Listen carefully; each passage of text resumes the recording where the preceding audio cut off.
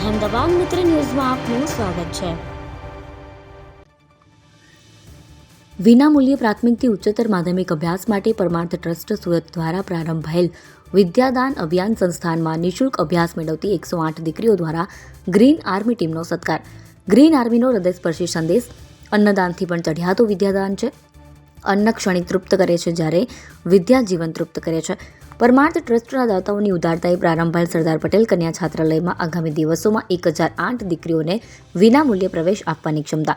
દીકરીઓને આત્મનિર્ભર બનાવવાના સેવાયજ્ઞથી હજારો દીકરીઓ આર્થિક અને સામાજિક ઉન્નત બનશે, જે સમસ્ત નારી જગત માટે ગૌરવરૂપ બનશે.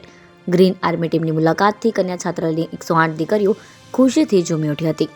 સરદાર કન્યા છાત્રાલયમાં પધારેલ ગ્રીન આર્મી ટીમનો પ્રકૃતિ રક્ષાની હૃદયસ્પર્શી પ્રાર્થનાથી સત્કાર કર્યો હતો.